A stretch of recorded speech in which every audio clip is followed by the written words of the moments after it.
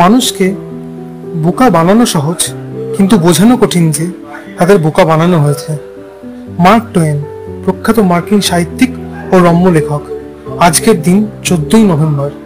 আজ ভারতের জাতীয় শিশু দিবস। 1889-এ স্বাধীন ভারতের প্রথম প্রধানমন্ত্রী পণ্ডিত জওহরলাল নেহরুর জন্মদিন। তার জন্মদিনটিকে ভারতের জাতীয় শিশু দিবস হিসেবে পালন করা হয়। আজ বিশ্ব ডায়াবেটিস দিবস।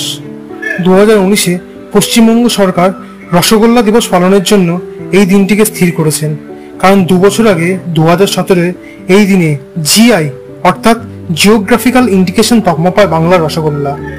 1920 রাজা সুবোধ মল্লিকের মৃত্যুদিন। স্বাধীনতা সংগ্রামের প্রথম দিকে জাতীয়তাবাদী আন্দোলনের সঙ্গে সরাসরি জড়িয়ে পড়েন তিনি। 1905 সালে 9ই নভেম্বর যখন বাংলায় ন্যাশনাল ইউনিভার্সিটি তৈরি হয়ে কথা হচ্ছিল, তখন তিনি 1 লক্ষ টাকা দান করেছিলেন ভিত্তিপ্রস্তরের জন্য। সেদিন থেকে দেশবাসী তাকে রাজা উপাধিতে ভূষিত করে। তার পিতার নাম প্রবোধচন্দ্র বসু মল্লিক, মাতার নাম কুমুদিনী বসু মল্লিক। স্বদেশী গুপ্ত সমিতির পৃষ্ঠপোষকতা করতেন তিনি। বহুদিন গোপনে আশ্রয় দিয়েছেন অরবিন্দ ঘোষ বা শ্রী অরবিন্দকে। 1840-এ ফরাসি চিত্রকর ক্লদ মোনের জন্মদিন। 19 শতকের ফরাসি চিত্রকলায় ইমপ্রেশনিজম এর রূপকার এই চিত্রকর।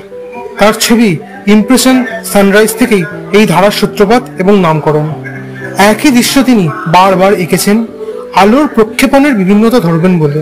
তৎকালীন অন্যান্য চিত্রকর তার এই ধারণাকে গ্রহণ না করলেও নিঃসর্গ চিত্র অঙ্কনের ক্ষেত্রে তার ধারা আজও মান্য।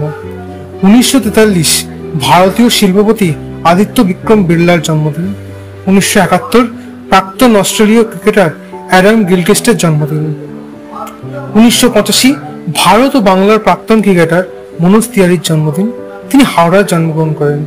2008 প্রাক্তন কেন্দ্রীয় মন্ত্রী অজিত পাজার মৃত্যুদিন। এই ছিল আজকের দিনের বিশেষ বিশেষ ঘটনা। নমস্কার।